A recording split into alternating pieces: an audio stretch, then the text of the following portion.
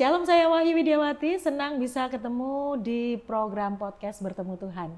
Hari ini saya kedatangan tamu, Bapak Joshua Guana Tanjung, yang ingin mengisahkan bagaimana ketemu Tuhan pertama kali dan mengalami Tuhan dalam hidupnya.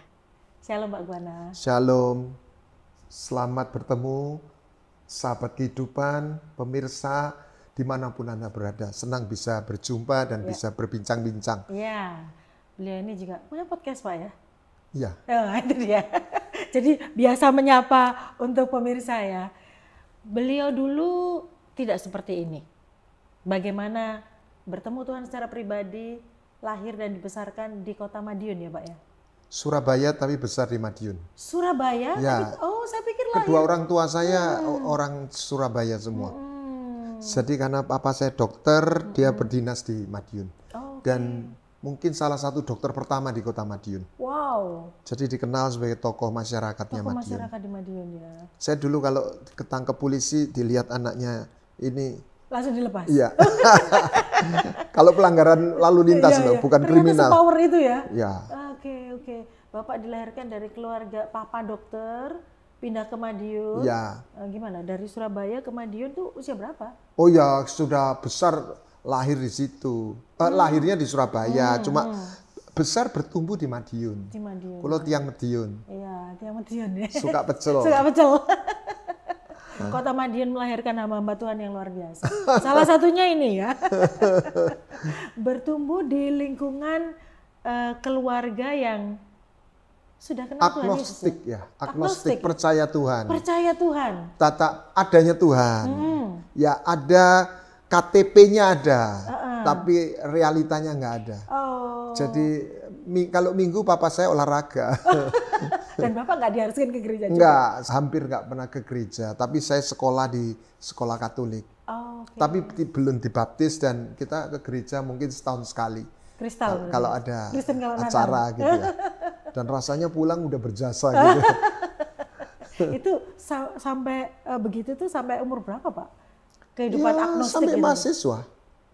Sama mahasiswa. Saya di Jama waktu mahasiswa. Jadi apa yang saya tekuni as a way of life itu bela diri. Bela diri. Jadi, saya nggak ingin katakan itu bukan diri. salah, tetapi buat saya itu justru baik secara mental. Tapi ada satu titik, ada satu kekosongan yang tidak bisa diisi oleh kebeladirian saya. Tapi secara mental saya sangat merasakan manfaatnya. Ya. Bapak ikut bela diri apa Pak? Karate.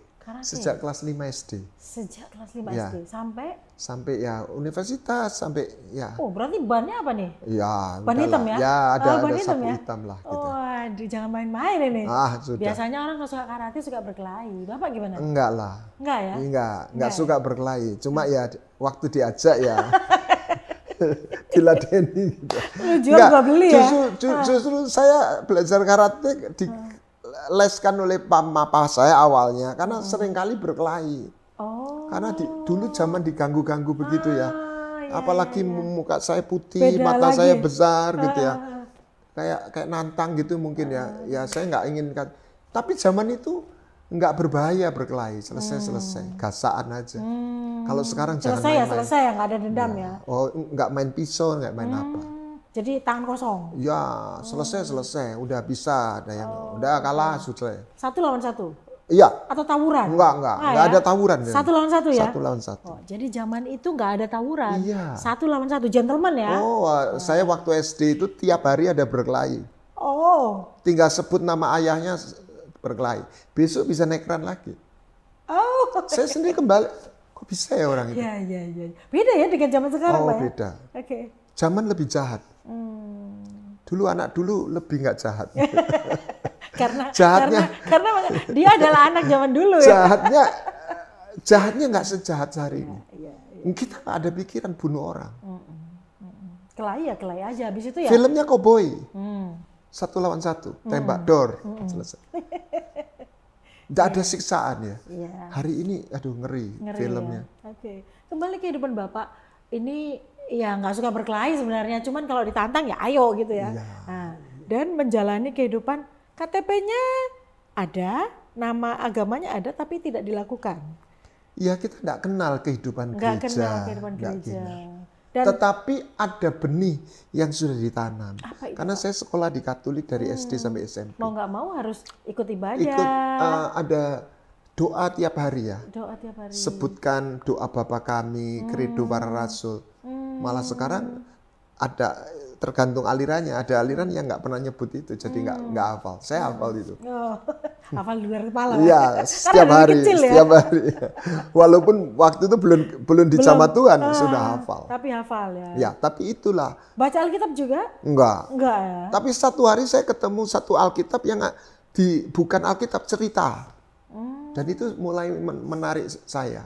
Apa? Buku cerita gitu? Saya buku, jadi kayak sekarang Alkitab dikomikkan. Alkitab bergambar. Tapi ada gambar, ada tulisan. Jadi saya cerita, kayak baca cerita. Oh. Itu yang menarik saya. Mulai, oh gitu ya ceritanya. Karena enggak pernah baca Alkitab. Itu masih kecil ya? Ya, masih SD saya baca. Masih SD ya? Saya karena suka baca Koping Ho, cerita silat. Ya, zaman itu pemirsa yang tahu Koping Ho, Anda berarti sejaman dengan kami. Suka pahlawan ya. Kepahlawanan ya, cerita Ya, kepahlawanan ya. ya. Oke, gimana ceritanya Bapak kuliah? Bapak tadi katakan ketemu Tuhan itu ketika kuliah. Ya. Gimana ceritanya? Ya, ini sungguh sebuah anugerah yang buat saya itu melampaui akal budi saya. Jadi saya mengalami, ya kalau saya bahasakan hari ini, krisis identitas. Krisis identitas. Ya, karena saya punya problem dengan papa saya. Apa? Problem apa, Pak? Problemnya sebenarnya nggak ada. Papa saya bukan orang kejam atau apa, tapi no attachment. Oh. Karena papa saya juga secara fisik kerja Sibuk terus. ya. Ya, Jarang kerja ketemu. sampai saya sepertinya saya nggak akan mau jadi dokter. Dia kerja di pemerintah, sore praktek 2 kali, 2 tempat. Selesai. Nggak ada waktu untuk Everyday itu ya? Ya, kalau ya kadang ngajak nonton itu udah cepet-cepet atau apa gitu ya. Ya, sebenarnya banyak hal yang baik juga, tetapi ya kembali anak muda seringkali menuntut atau merasa bagaimana. Dari situ saya tidak merasakan kegambangan siapa saya atau bagaimana. Dan seperti yang berkali-kali saya katakan, sewaktu lulus SMA, saya sekolah negeri. Saya ijazah saya nggak tahu kok bisa ya, matematik 10. Fisika 9. Wih, jenius ini. Enggak lah, sekolah daerah ya. Iya, Tapi anyway saya termasuk ranking lah. Oh. Tapi saya ini cerita bukan untuk membanggakan diri. Problem saya nggak punya Figur greget. Bapak. No. Saya tuh masuk jurusan apa? Oh. Saya tuh seneng apa? Iya. I don't have any sense of direction. Program studi apa? Serius. Lah kok saya akhirnya masuk sipil? Ya saya mau teknik lah, saya IPA zaman itu. Ya yang hitung-hitung gede-gede lah, itu sipil. Ya udah masuk aja. Padahal ternyata jiwa saya nggak match di situ. Dan tidak ada orang sukses kalau hatinya nggak di situ. Lah memang Bapak harusnya tertarik sama apa? Nah itu nanti ya saya Nggak balik tahu, lagi. iya. Waktu ini cerita udah berdamai sama papa saya. Waktu saya nganter papa saya ke IGD. Waktu itu masih itu ya dalam tiba-tiba lihat dokter ini dokter mana? Hati saya sebenarnya saya jadi dokter. Saya sampai nangis. Tapi ya ini nanti potong kembali ya. Hari ini Tuhan beri saya sebuah pelayanan tentang inner healing, menemukan identitas. Jadi sebenarnya ada Karena darah. Bapak pernah kehilangan Ya, identitas itu ya? Dan mungkin saya juga punya darah untuk jadi dokter. Saya sampai hari ini kalau metakan kesehatan saya bisa punya secara intelek itu ya. Oh ini mestinya begini. Waduh. Jadi saya sebenarnya punya bakat jadi dokter. Gennya turun ya Ada. dari Bapak ya? Nah sebenarnya saya lost gitu ya. Sebentar. Nah itulah karena papa mama itu source of identity di dalam bumi ini, di dunia ini. Kan dia pengganti Tuhan. Betul. Ketika kita problem di situ, kita juga akan mengalami sense of itu disebut fatherless. Ya. Gimana ceritanya Bapak mengalami pemulihan dengan Papa? Nah itu saya satu titik, singkat kata saya frustasi waktu itu dan saya mulai bertanya, ada satu problem yang nggak bisa saya pecahkan. Dan saya mulai bertanya, itu benih itu keluar. Tuhan, Engkau itu ada nggak? Itu pertanyaan saya. Saya butuh Engkau ada. Saya butuh ini, saya butuh tolong. Tapi di manakah Engkau? Karena saya belajar karate, satu way itu biasa tidak berandai-andai. Sesuatunya dijalani, real gitu ya. Jadi saya butuh Tuhan yang real. Saya nggak berpikir sistem kepercayaan ini, cerita ini, tapi saya percaya Engkau ada. Tapi saya butuh Engkau ada. Nah di situ bisa rasakan gitu ya? Iya bisa alami. Saya juga nggak tahu. Terus singkat kata ada yang mengajak saya ke gereja. Nah itu yang jadi istri Siapa saya. itu? Istri saya itu. Ternyata pacarnya. Tapi saya belum kenal ya, belum kenal Tuhan. Saya teman kuliah. Kuliah gitu ya. Kuliah. Ya saya ikut aja. Tapi saya ke gereja dia tidak ada. Saya gereja tengah minggu waktu itu. Saya melihat pendeta itu kok keren gitu ya. Dia ngadakan Bible study, saya ikut. Jadi gayanya nggak kayak pendeta, kayak pendekar gitu ya. Wah ini cocok buat saya. Ini gua banget deh gitu ya. Di situ dia juga nggak doa, khotbahnya waktu itu juga nggak inget saya ya biasa aja. Tapi waktu saya diajak berlutut, Pentakosta kan diajak berlutut dulu ya, di bangku, di bangku gereja. Terus saya mulai teriak, Tuhan tolong saya butuh. Tiba-tiba ada sesuatu yang hadir, that's the Holy Spirit. Sekarang saya ngerti. Waktu itu saya tidak ngerti apa itu. Apa ini? Apa yang Bapak rasakan waktu itu? Seperti satu damai, karena saya membaca ayat Yohanes 14 ayat 21:7.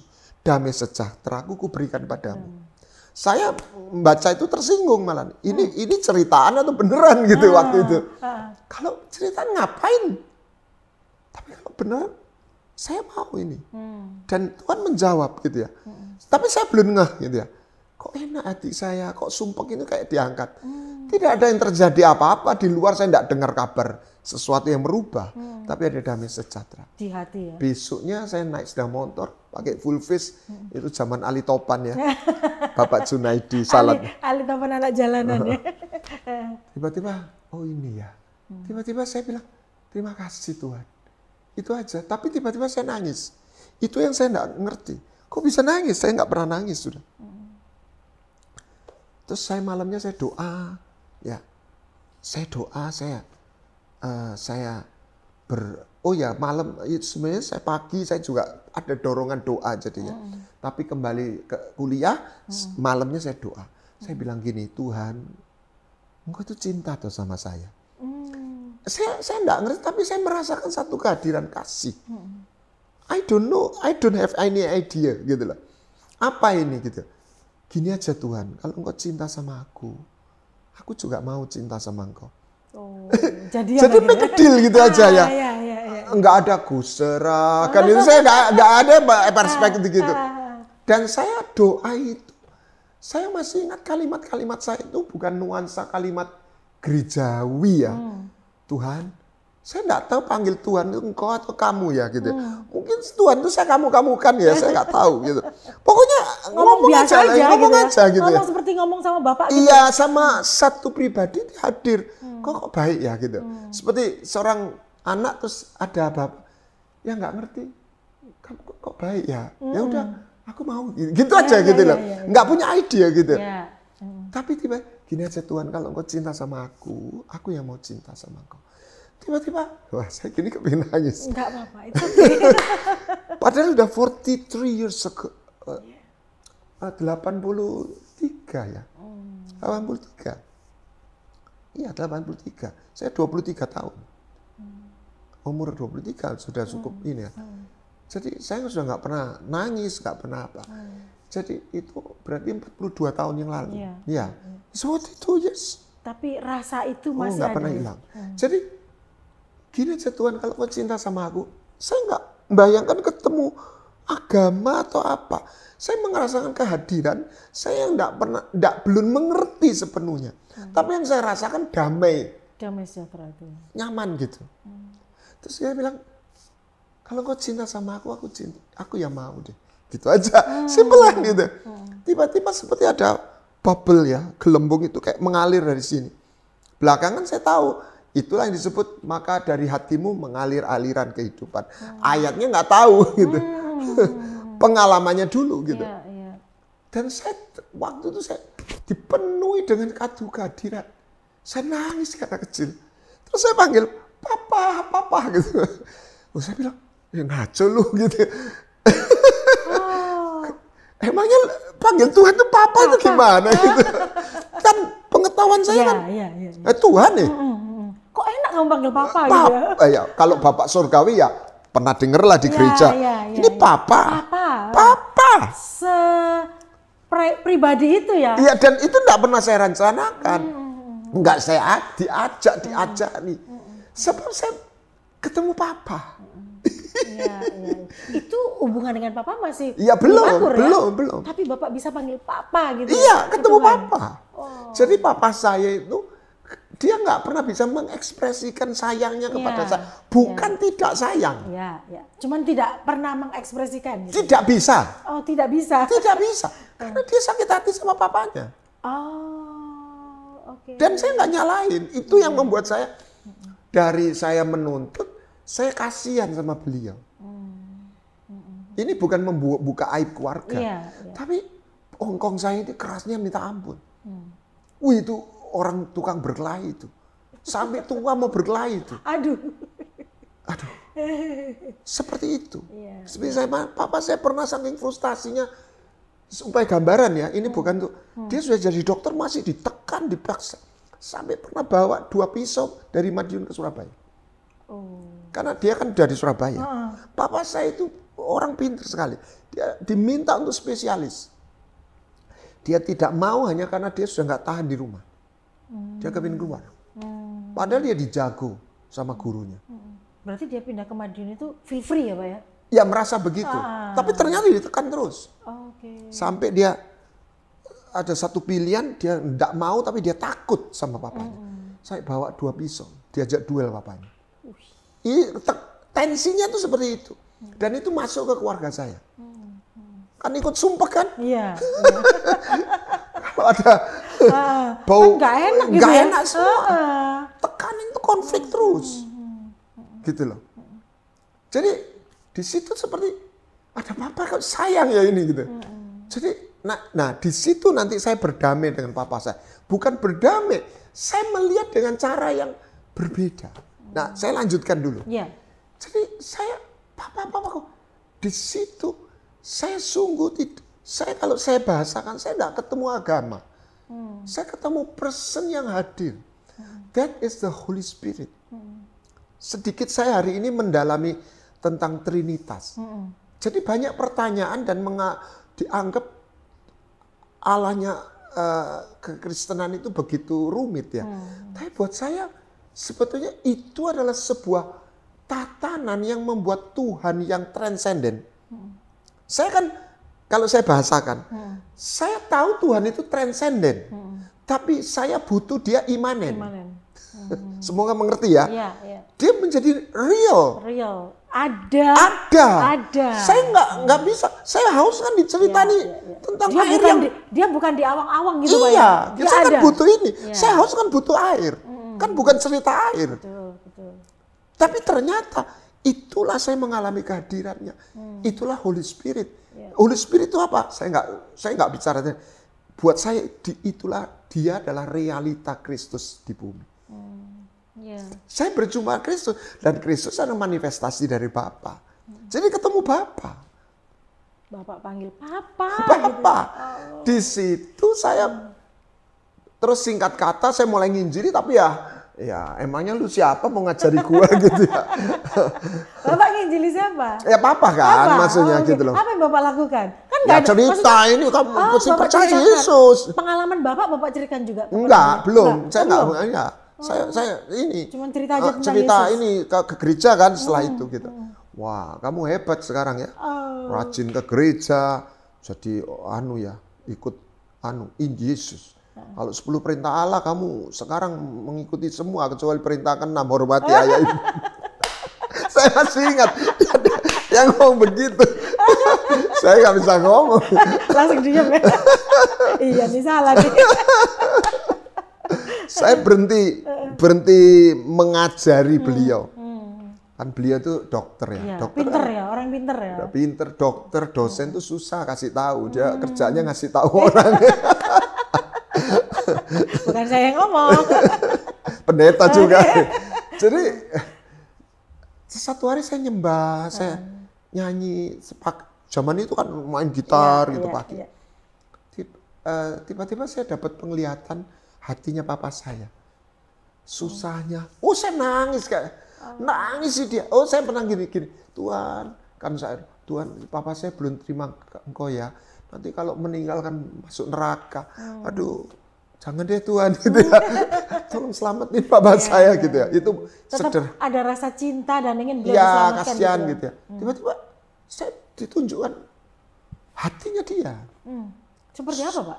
Ya kesusahannya, pergumulannya. Jadi kenapa dia begitu tuh? Itu loh alasannya kenapa dia begitu. Iya, gitu dia ya? tuh jadi seperti itu. Papa saya enggak pernah peluk saya. Dia enggak bisa. Karena dia nggak mendapatkan pelukan. Dia enggak pernah dipeluk, gitu loh maksudnya. Itu yang membuat, lah iyalah gitu ya. Kenapa saya nyalain beliau gitu loh. Dia nggak pernah, aku sayang sama kamu. Nggak bisa. Bukan. Karena dia nggak pernah dapatkan itu dari papanya. Iya, padahal kalau dia cerita ke teman-teman, wah papamu tuh bangga loh sama kamu. Dia bisa cerita orang lain, ketemu saya nggak. Tapi di depannya bapak dia nggak pernah katakan. Nggak bisa ekspresikan. Itu namanya gap communication. Tidak harus, makanya saya selalu pesan sama anak muda, belum tentu orang sakit hati atau apa, belum tentu bapaknya jahat. Gap komunikasi. Yang rusak itu kan komunikasi. Bapakmu sayang sama kamu. Kalau ditanya papa, sayang. Anak tanya, gimana? Nggak tahu, nggak kerosok itu. Itulah salah satu saya. Iya. Nah, setelah bapak tahu hatinya papa itu. Saya mulai doa. Saya bersyafaat. Seminggu kemudian tanpa babi ibu dia baca Alkitab. Saya mau cari gereja purba dah. Gitu sekarang istilahnya. Udah, jangan debat aliran gereja, kita cari yang gitu. Ya udahlah.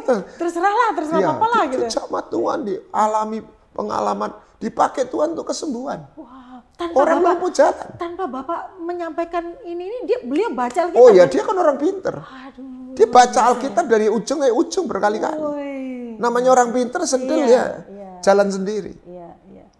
Dia belajar Alkitab sendiri. Ya, jadi itu yang saya alami. Ternyata saya nggak sendirian. Apa yang saya dapatkan ketika saya mengalami Tuhan saya Bapa, saya bisa melihat orang lain dengan cara mata berbeda. Saya menemukan siapa saya. Jadi bukan hanya kasih, tapi kasih yang memberi identitas. Sense of identity. Itu yang banyak orang. Dan hal yang paling mendasar di dunia, di dalam hidup ini, identitas. Yang hilang dari Adam itu identitas. Yang dihantam oleh iblis itu identitas. Dan tidak ada negara yang bisa mengalami satu kematian tanpa sense of identity. Itulah di dalamnya harus ada sejarah, di dalamnya ada bapak bangsa. Itu berlaku hukum universal. Ya. Itulah sebabnya Allah di dalam Kristus. Dan itu yang paling dibenci oleh orang ahli Taurat. Karena Yesus memanggil Tuhan Yahweh itu Bapa. Abuna. Itu doa Bapa kami itu buat saya. Itu paling tepat itu bahasa Betawi. Babi gue. Dan itu bahasa Aramik. Itu kalau bahasa Inggrisnya bukan father. Daddy. My daddy. Bahasa Inggris kan daddy sama father itu kan formal. Kayak jauh ya. Formal ya. Daddy. Personal ya. Papa. Such a sense of relation. Dan source of identity. Abah. Itulah dalam Alkitab anak bungsu diberi jubah. Adam diberi jubah. Karena jubah yang kemuliaannya hilang. Ini agak teologis ya. Ini. identitas. Makanya saya katakan sama anak saya, kalau papa nggak ketemu Yesus, papa nggak jadi apa-apa. Bukan karena bodoh loh. Lumayan kan? Ini orang pinter ini ya. Enggak lah, itu biasa-biasa aja. Saingannya aja yang matematika aja 10 coba. di ijazah itu. Ijazah bukan rapot. Iya. Saya jadi bingung kok bisa ya gitu. Tapi saya enggak keterima di sekolah negeri gitu. Jadi sampai lupa. Saya nggak tahu masuk jurusan apa. Jadi kalau saya nggak ketemu identitas, saya nggak jadi apa-apa. Lainnya itu nggak tahu. Dan itu perlu. Buat ini nggak bicara agama. Setiap orang menemukan identitas.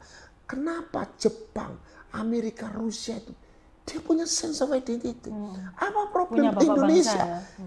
Kita ini masih fatherless nation. Karena tiap ini yang presiden sebelumnya tuh kayak dirusak gitu. Ini moga-moga tidak. Tapi selalu ada orang yang ingin merusak. Saya nggak bicara politik ya, saudara. Tapi kita perlu menghormati. Nah, papa saya punya dosa. Papa saya punya kesalahan. Tapi ketika saya berdamai, semua tidak ada rasa penghakiman. Makanya kasih itu menutupi. Saya bukan persoalannya. Cara kita melihat. Nah, ketika saya bisa menerima papa saya, ketemu Tuhan, saya bisa menerima papa saya. Hubungan dipulihkan. Iya, papa saya nggak takut cerita dosanya dia sama saya. Wow. Padahal itu nggak pernah terjadi ya sejak bapak anak-anak ya. Iya. Karena saya tahu saya nggak menghakimi. Wow, luar biasa. Jadi ketika seseorang dipulihkan hubungan dengan orang tua, itu semua dipulihkan. Pak Guana nggak sudah menyampaikan tentang kebenaran firman Tuhan, tapi ketika beliau bisa terima papanya pun dipulihkan. Pak Guana, mungkin yang menyaksikan tayangan ini ada orang-orang yang mencari identitasnya. Apa yang Bapak bisa sampaikan kepada mereka? Begini, kita berhentikan, atau ini ekstrimnya ya, melihat Injil itu adalah berita agama. Yang dibawa Yesus itu adalah kehidupan. Yang hilang dalam Adam itu kehidupan, identitas. Lihat, Adam kehilangan jubahnya. Makanya pertama yang dilakukan Tuhan setelah Adam jatuh dalam dosa apa? Membuat pakaian dari kulit binatang. Itu buat saya pakaian sementara. Dia kehilangan yang aslinya.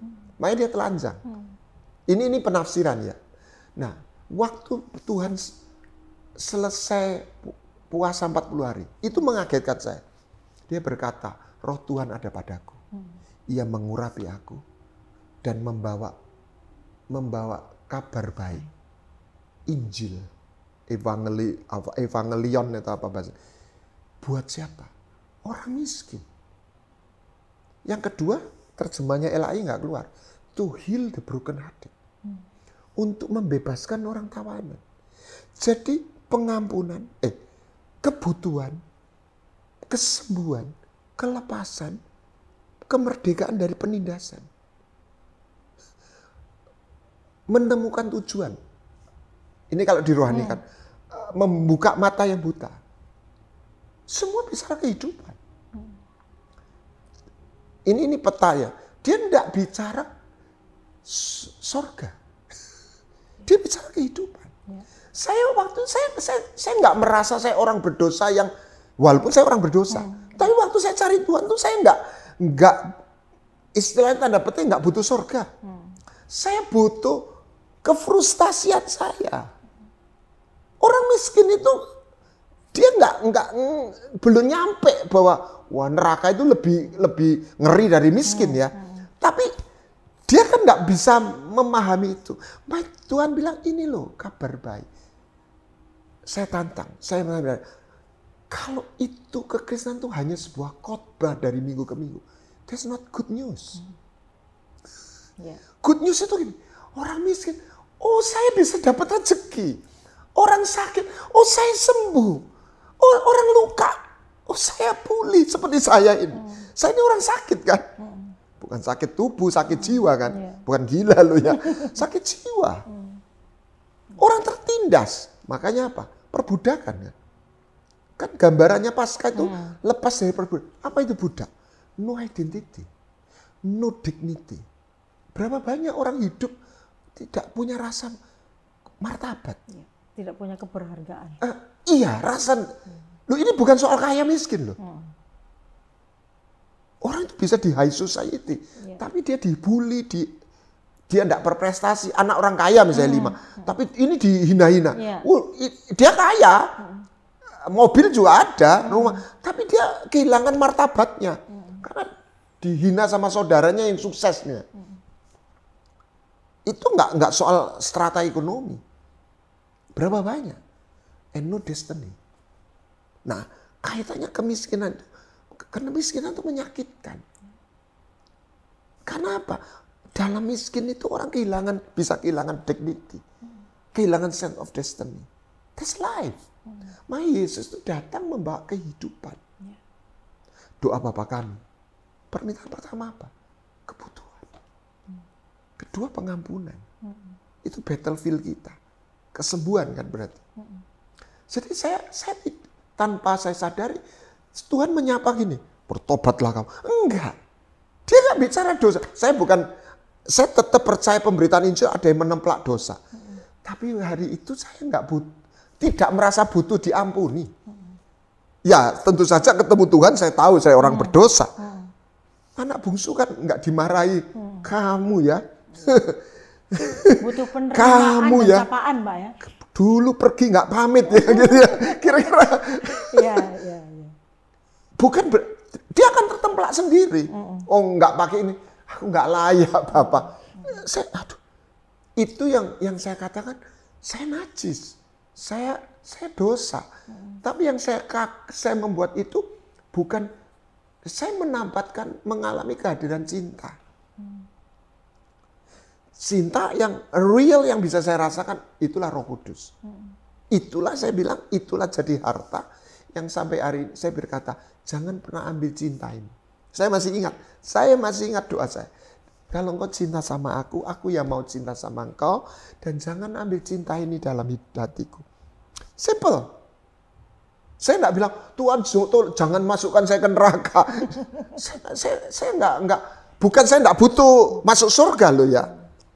Tapi that's life. Dan Tuhan itu pernah jadi manusia kan. Dia tahu manusia itu seperti apa. Makanya, yang unik setelah itu Tuhan kasih saya pelayanan tentang hati Bapa. Dan saya melihat Tuhan yang hadir. That's amazing. Wow. Amazing. Amin. Itu bukan cerita. Saya cuma cerita. Tiba-tiba yang saya ceritakan itu datang. Gitu. Ya, bukan dalam fisik. Tapi bisa saya rasakan. Hari ini seperti apa? Ya, misalnya HP Anda. Di sini ada WiFi. Ini yang HP bisa mendeteksi. Tapi kalau kasat mata kan nggak lihat HP itu, WiFi itu. Tapi gelombangnya bisa kan. That's the presence of God. Itu bukan apa ya? Imajinasi atau positive thinking. Itu real ya. Real hadir. Kayak gelombang, but you can sense it. Ya.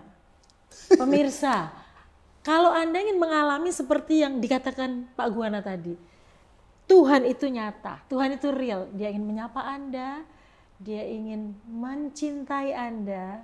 Ayo jadian sama Tuhan. Hari ini, kalau Anda ingin menemukan identitas, ingin menemukan kedamaian, itu hanya bisa ditemukan di dalam Yesus Kristus. Ingat, Yesus Kristus tidak membawa agama. Dia membawa kasih dalam hidup Anda. Saya Wahyu Widiawati pamit. Sampai jumpa. Tuhan Yesus memberkati.